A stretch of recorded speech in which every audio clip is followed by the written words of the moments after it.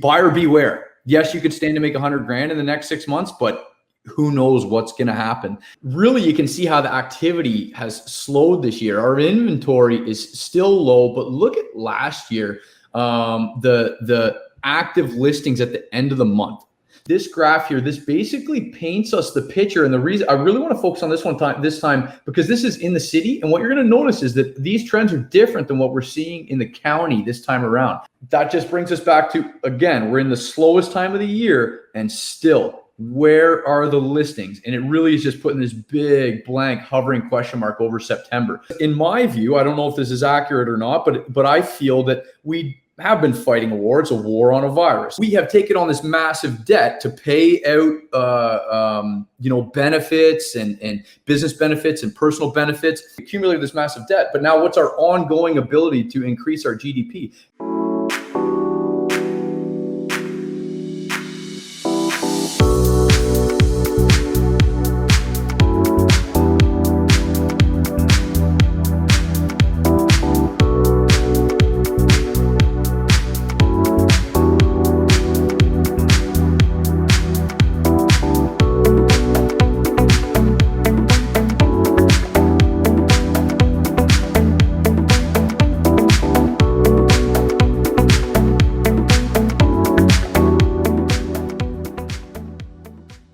What is up, YouTube? Matt McKeever here, and we've got Mitch Cleary back with us. And today we're going to be talking about the Peterborough market. But reminder, last month we actually did a deep dive. So Mitch really caught us up on the background, kind of the context of Peterborough, which I love because it is actually critical that we understand the details and the history behind any real estate market that we're looking to jump into. For me personally, I think that sort of knowledge and expertise, that becomes your competitive advantage if you really want to crush it in an individual real estate market. So enough of the intro. Hey, Mitch, how's it going? Good, Matt. How are you doing today? Doing well. And I'm excited to hear what's going on in the Peterborough market. So I know you got a presentation together for us, but before we jump into it, want to give us kind of a quick synopsis of what's going on in your world? Yeah, I mean, definitely the overarching trend right now is that things are kind of returned to seasonality. COVID last year really skewed our peak seasons and our peaks and troughs of when transactions were happening. And there's a possibility we pulled demand forward. I've seen a lot of other agents talk about that in the presentations on your channel. It's definitely something everybody's questioning. Have we stolen demand from the future because so many people bottlenecked through this little time when we were all locked down and everyone was obsessed with real estate? But showing activity is down, sales activity is down, but our inventory still hasn't moved. So that's the big thing, is everyone is finally out living their life. They're not eat, sleep, breathing real estate. But at the same time that pause in people's excitement and enthusiasm and obsession with real estate is happening, our inventory is not going up. So it's kind of a sign we're all holding our breath here going, what happens now? Like, sales are trending down, but the inventory is not going up. So is everyone just on summer holidays, and once September hits, this thing's going to blow wide open like a mushroom cloud again? Or is it a permanent trend that we're just leveling off a bit and we've stolen demand from previous months because it was so crazy in January, February, March, which are typically not that big of months? So that's the big, we're at a pivot point. Like, it's all eyes on September, basically.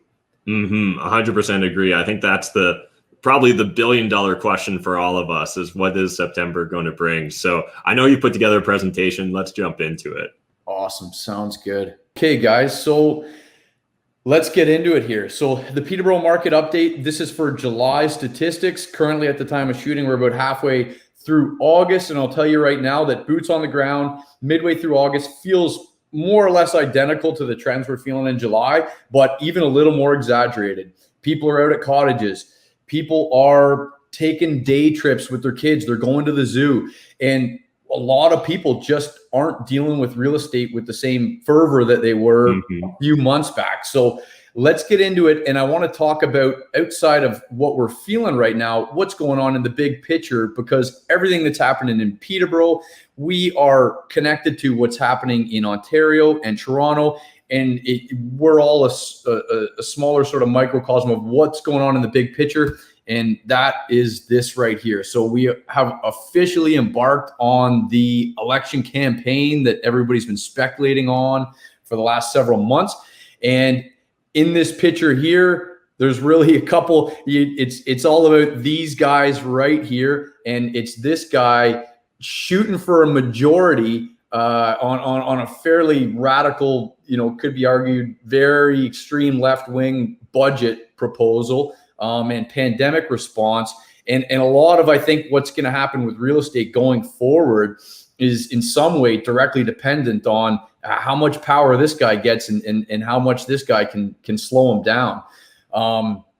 So that being said, I'm going to go over a quick overview of what I'm seeing as sort of beyond the statistics, the biggest thing that I personally, as an agent advising my clients what to do right now, am really worried about. When I talk to people right now, easy cash flow deals are gone. Global money is in search of a place to land where it can earn more money. You have to realize that Canada real estate, it's not just Peterborough. Canada is on the map, and of course, Ontario is really the hotbed. Between Ontario and BC, we are the hotbed. So there is money internationally that cannot find any way to make a passive return. We have trust funds. We have all types of capital that is scouring these markets looking for deals. So you got to think of, in times when things weren't as internationally connected in terms of money, the mom and pop people looking to buy a duplex in a place like Peterborough, the competition was mostly among themselves and other people that were in the somewhat surrounding area. It's not just us local residents in Peterborough, Ontario anymore that are looking to buy these properties. People are reading articles, they're reading magazines, they're watching channels like this, and money is flowing from across the globe to land in towns, yes, like Toronto, but also Peterborough. We're dealing with people that are, there's money from all, so you can't get money in debt products right now. The equities, it's arguable that they're all bubbles. People are just looking for any place to cram capital where they can get some sort of reasonably safe return. And so there is so much competition that the easy straight cut duplex deal is a thing of the past right now. So that being said, there is people that that I've come across. There's entire people looking to buy whole portfolios right now, let alone the little 4-plex, 6-plex. So when they have to do deals like that they can't scale up, they'll take them. It's just like when someone like Warren Buffett was investing in the past, and eventually he had too much capital that he couldn't follow his old value investing theory. But when push comes to shove, if you can't find a place to dump massive sums of money, you got to start to move some portion of it what you can. So even these big portfolio investors are starting to piece off one by one properties. It's extremely inefficient for them. It's not the way that they are looking to manage their money, but they can't find anywhere to get a return either, just like the average mom and pop. So there's so much competition for clear-cut, easy deals right now that they're way overpriced.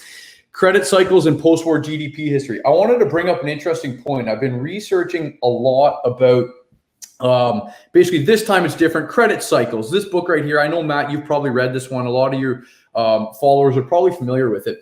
And realistically, the money in our entire economy has gone up. If you look at, M1, M2, just the amount of money in circulation has gone up so drastically in the past half a year even, that it begs the question, what happens next? And this time it's different. Sheds a little bit of light on the fact that the most frequent rises in debt, when the debt goes up as quickly as it has for us just recently, it's normally around a wartime period. And the reason that the countries typically accumulate that type of debt is to service a war effort.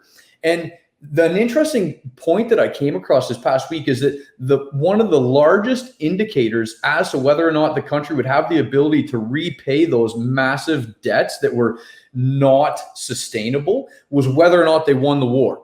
Because normally with the winning of a war, it meant you gained new land that had natural resources. You would have access to gold, for example, in the case of like a Spain.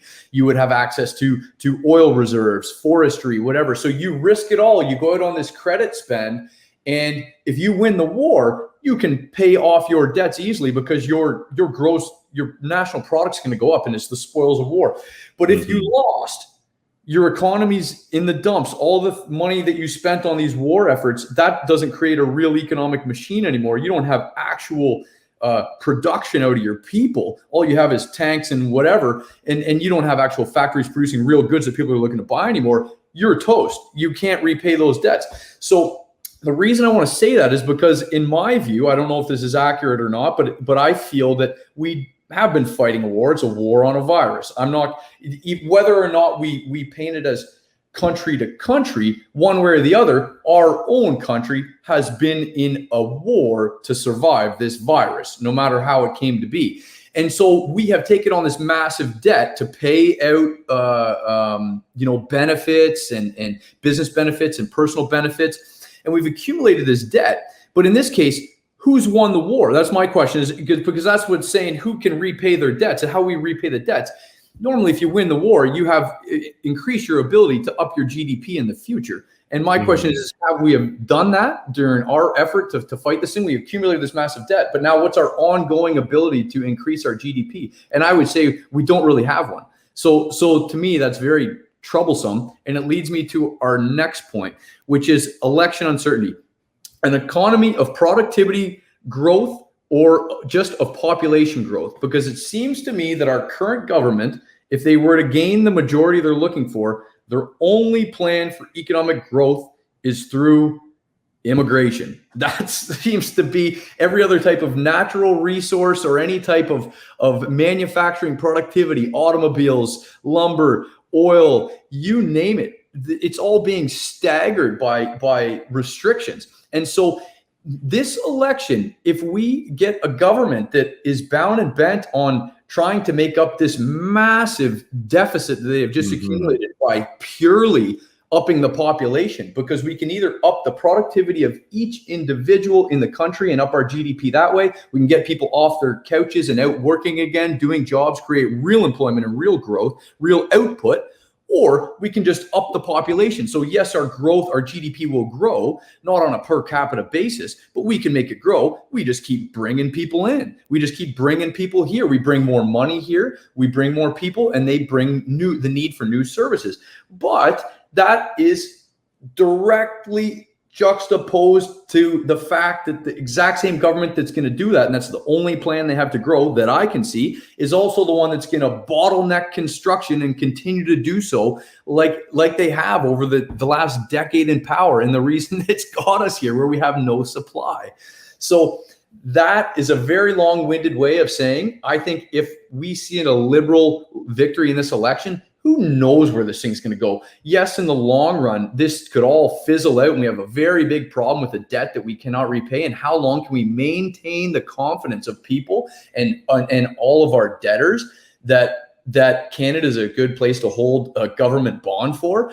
And how long can we, because eventually if confidence collapses, then the whole thing is shot. So if we have a liberal win in the election, yes, massive continued housing inflation, but for how long is the question. And if we see a conservative win, we're obviously going to have to see a bit more of a mandate to level things out here, cut red tape on the construction side, and slow down the spending. So that is the biggest thing on my mind right now. So I had to get that all out before we dive into the micro stuff that's more really, it's reflections of these bigger trends. So let's move into that stuff a bit. Airbnb and student rentals. As far as I can see, guys, these are the only viable cash flow plays right now. And as me and Matt were just talking about before we started recording, if you're not making a cash flow play, you're making a speculative move and you're not making an investment. An investment is something that pays you every month and makes you money on your money.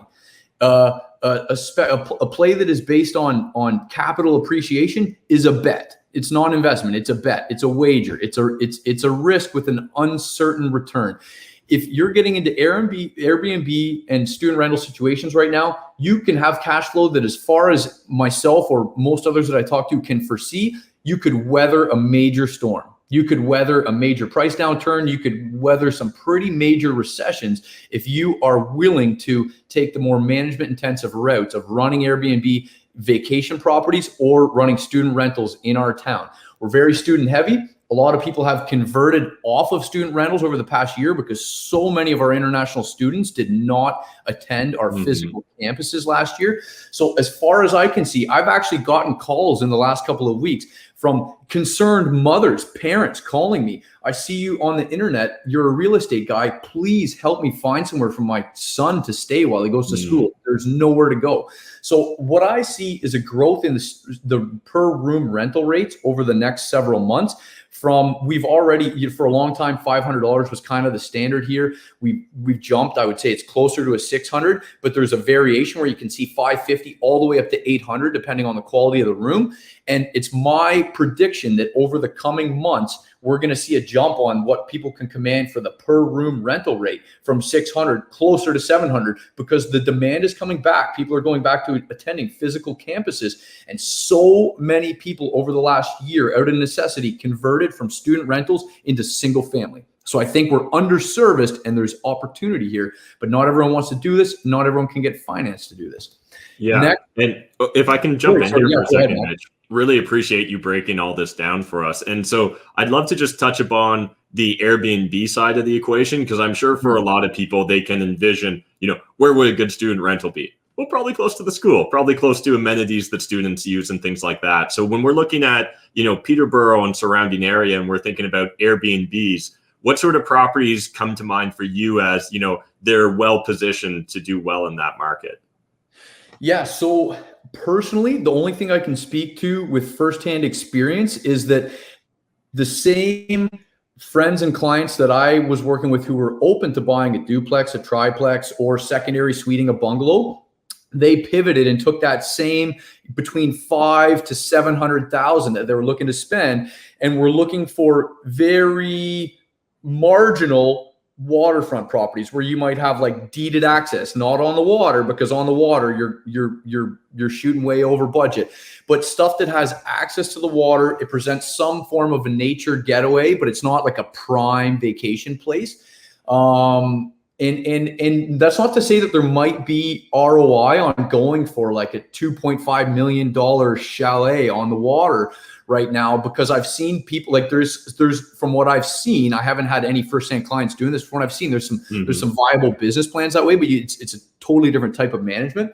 But the people that I've been dealing with firsthand who are looking for, say your budget's 500,000-600,000 and you want to bite something off, you're looking for a very small, somewhat well kept. It can be even like a 2 to 3 bedroom, and you got to fill them, with bunk beds, bigger sleeping arrangements. And you're looking for very kind of like B-list water locations. You don't need prime waterfront because you're going to pay a premium for that stuff. And the people who are going to be end users are going to really fight tooth and nail to pay a premium for that. But people are going to go to an Airbnb as long as you have a picture of some water nearby, it's accessible. They can throw a canoe or a kayak in, and you've got it decorated like it looks like Pinterest or Instagram. People are going there and taking 8 of their good friends to have a bunch of drinks and relaxing, and they're not dwelling over every single little detail about the quality of this thing. They're just happy to get away, and everything's booked out. So as long as you keep it clean and you provide them some way to entertain themselves around the water, you're in the money. And a lot of these same types of properties, they're taking they're creating the gross revenue that a duplex was doing in a year, and they're doing it in like 6 months. So if you want to cover the winter with an off-season long-term, like a 6-month tenant, you can do so. But a lot of times I'm seeing people don't even have to go that way if they didn't want to. Yeah. Great perspective. Really appreciate you sharing those insights and details, because it can be intimidating for a lot of investors that maybe have done, the plain Jane, just residential rentals, and then they're thinking about jumping into Airbnb. So I think you highlighted some great aspects there. And I think one other aspect that I suspect we're going to see more and more buyers, more and more existing and future investors choose to maybe lean towards the short-term rentals, the Airbnbs, is simply because, again, we're seeing things like in the States, like, widespread eviction memorandums, right? Where they're postponing those things. And obviously in Ontario, we've had like a roller coaster ride of can't you evictions. And so again, I suspect we're going to see more and more people drawn towards vacation rentals. And at the same time, as rules are implemented and different restrictions about international travel, I think we're going to also see a lot of Canadians wanting to get out of their condo, out of their small, postage stamp sized yard. And even if it's just a water view, that's going to be a much more peaceful experience potentially than looking out on an empty highway. 100%. And that you mentioned that, I had a great conversation actually last night with a client in regards to this. The fact that we are seeing like the vaccine passport is really starting to be implemented in several places. Like New York is as far as I saw last night in the news, they're full on. We're going vaccine passport. So I know that we have, last I looked, it was over 70%, I believe, of the population with at least first dose. But I know that there's, obviously like the rest out there who aren't vaccinated are very adamant that their sovereign rights, and it ends at their body. You cannot enter my body with a vaccine. There's a lot of people who are going to be holdouts in the long run, I think, on the vaccine. And as much as there might be a bit of an ebb back to people being able to travel to Punta Cana in the next year and pull a little bit of attention off cottages, I think there's going to be a withstanding group that is pigeonholed into, if they live in Ontario, they're vacationing in Ontario for the next little while until something gets sorted out with if the vaccine passport gets repealed in places, or they come up with safer alternatives that the individuals who don't want to get vaccinated are happy to do. But I totally agree, Matt. I think that trend, some part of it is now set in stone by that group who does, basically the vaccine passport with the people who are affected by that. Yeah, absolutely. Appreciate you sharing your perspective. So your last point here, risk of price volatility higher than recent times. That sounds appropriate to me. So do you want to elaborate? I just think that it was such a bull market last year that people, it was the question of what if this all crashes? Even not my investor buyers, just my straight up owner occupant moving up with the family or first time buyers. Isn't this all going to crash? And last year I could say I had total confidence that if this thing crashes in the 2-year future, anything can happen. There's so many variables, but I could say with certainty for the next 6 to 9 months, this thing is going to the moon. And that's just not as clear right now as it was. There's absolutely the potential that can still happen.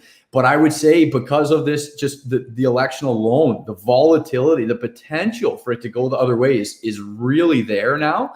And because as much as any government, and there's a lot of pressure on all of them right now to deal with the housing issue and situation, as much as any of them are going to try and do it in very incremental steps, all it takes is one slip, one wrong move that was too much to one side of the scales, and they create the passage where the people all run for the door at once. We see it happen all the time. It's the herd mentality. Once one person stops buying, and why would I buy this month if it's going to be cheaper next month? And as soon as we see any sort of definite trend that the prices is not just sideways and not even just a little bit up, but downwards indefinitely several months in a row, we risk everybody clamming up with their money and the whole, basically all the demand drying up voluntarily, right? So we know that volatility is there. So I want to precursor that to anybody who's looking to buy right now. Be buyer beware. Yes, you could stand to make $100,000 in the next 6 months, but who knows what's going to happen? That might not. You know what I mean? You know where I'm going with that, Matt. It's so uncertain. Absolutely, yeah.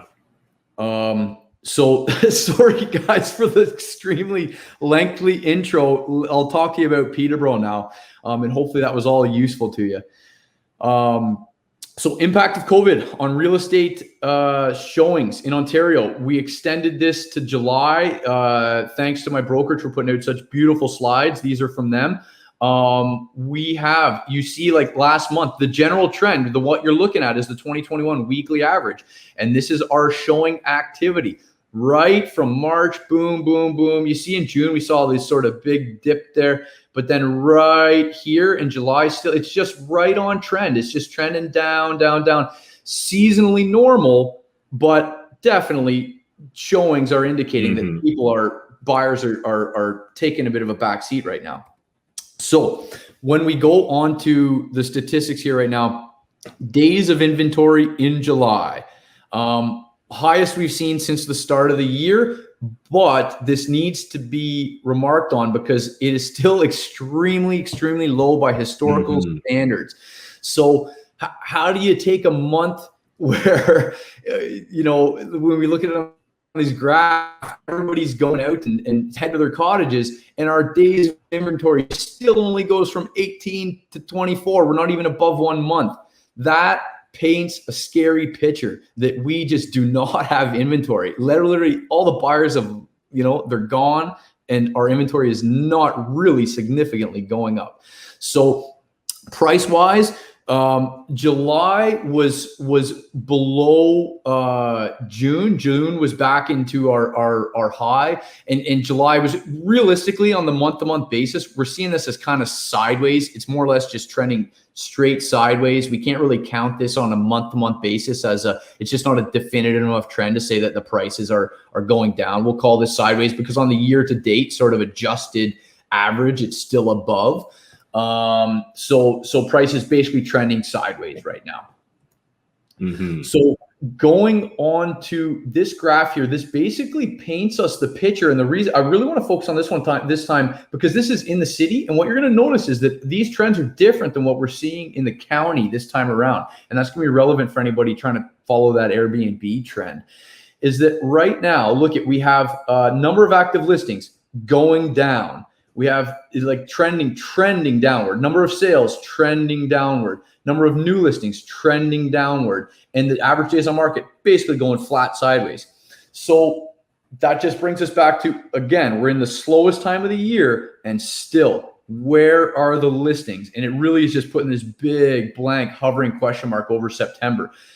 I know personally, we're telling sellers, if they don't have to sell right now, hold out until September, because we know it's slow right now. So what stock of people ready to list in September is sitting there, and how does it compare with the buyers that are on the back burner right now? That's yet to be seen. And all we do know is that everybody's at the cottage right now. So let's go to Peterborough County, paint a couple of things out for you here. So really, you can see how the activity has slowed this year. Our inventory is still low, but look at last year. The active listings at the end of the month. So we know our inventory was low last year as well, but active listings at the end of August, or pardon me, at the end of July, 281. Look at this year, 110.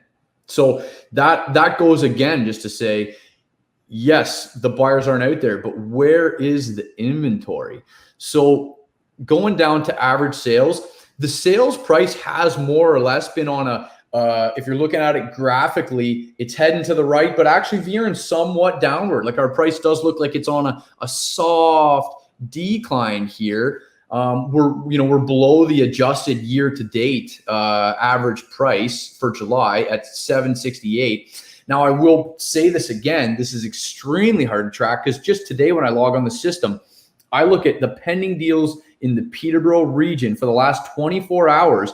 And I think that out of the 12, there had to have been 6 of them were like $1.2 to $2.5 million cottages. So that drastically skews these stats every month. We have these huge cottages moving through the pipeline or not. And it really makes it hard for us to paint an accurate picture of what is going on in the county. Because when you talk about the county, there's so many different areas.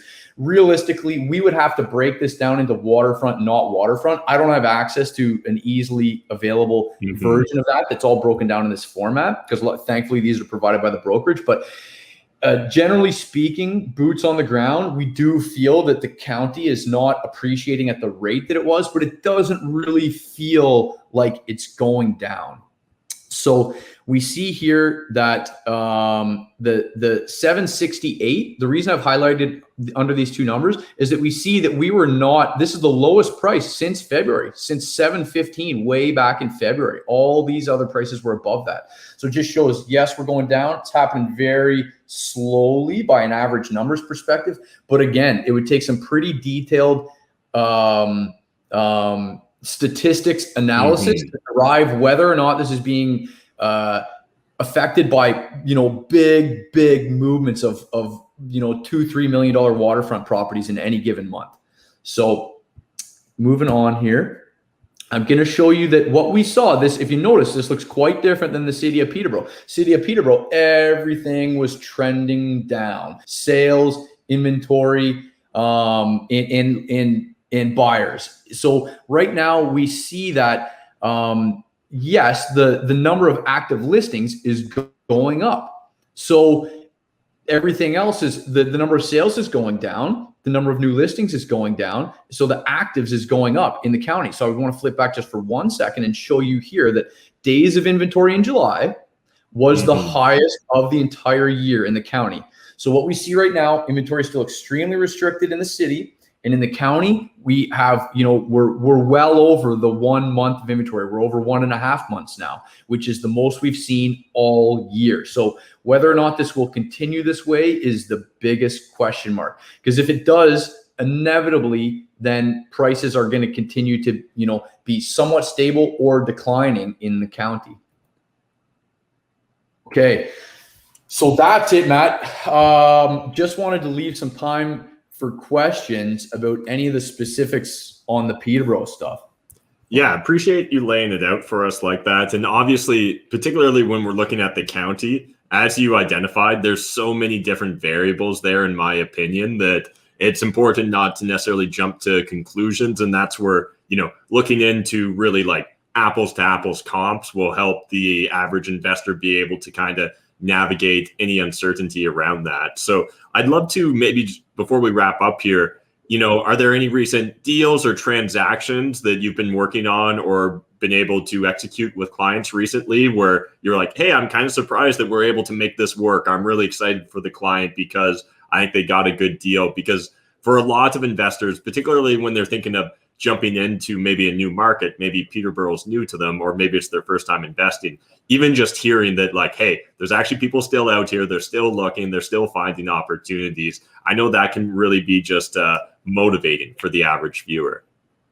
Yeah, so that you mentioned it, there's a couple of purchases that weren't specifically for investors, but in both cases, I do believe that we had some, meat on the bone versus the market prices out there. And it came from being a fully prepared, ready to go cash buyer that we were out doing showings. And one of them, we basically grabbed an exclusive listing. It was listed earlier in the year. It had gotten pulled off the market. It was just advantageous for all groups involved to do the deal the way that we did it. And we got it done at a price that worked for everyone. And that was just from having a client that was fully ready to move. And we were out just pounding the pavement on showing, we knew a lot of them were pointless, but just the fact that we were getting out there, opportunities presented themselves. And that's the way it goes, I guess, is that everyone I'm talking to right now, if we just, if I look at everything they email me and we just look at it on MLS and I tell them this is probably going to sell this much over, if we don't start going out and just really trying to make things happen, then they're not happening. But for everyone I have that's diligent and we're pulling up new listings every single day, there's a couple things. We just bought one, and I don't want to, for the sake of, because some of these deals are still pending. Sure. They are recent transactions, like within the last 2 weeks.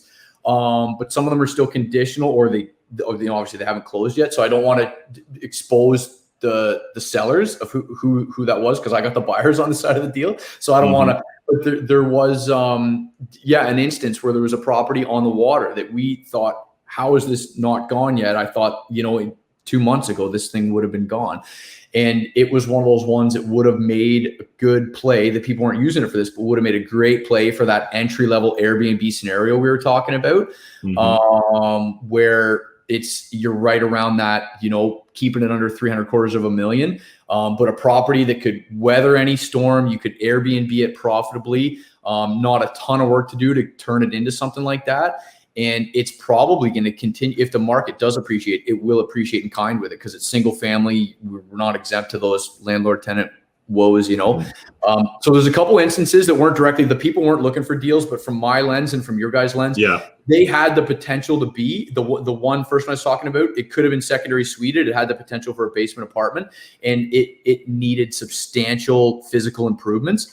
And we had that the price that we got it at was a price that I know that an investor client could have made it work. Awesome. Yeah, really appreciate you sharing those stories, because again, I just know they're so powerful for investors to hear that, like, hey, there's still people right now in July and August pulling the trigger, finding opportunities, regardless of what their end use case might be for that property. So appreciate you jumping on the channel, Mitch, really breaking down everything Peterborough related. And just a reminder, everyone, down in the video description, you'll find links to all of Mitch's contact information. Really encourage you to jump on, start following him on Instagram. It's important, as Mitch was highlighting there, that you be prepared. So if you're thinking about maybe 3 months, 6 months from now, I want to pull the trigger, I want to jump into the Peterborough market, this is the time to start building a relationship with a realtor so that they can get you on their list. They can start to really understand what is your buying criteria, what is the end goal for us as an investor when it comes to buying this property. Is it just a one and done? Are we looking to buy multiple properties? All those things can really help your realtor align themselves to make sure that they've got your best interests at heart. So again, encourage you guys to reach out to Mitch. There's a link in the video description down below. And just appreciate you breaking down everything on this call, Mitch. I love going from the macro right down to the micro. Thanks, Matt. Hopefully, let me know if I'm going too far with it, because I know that's not what the Peterborough updates are supposed to be all about. But for me, you can't look at one without the other. So I'm glad that people, if anybody finds any of that useful. Awesome. Thanks again.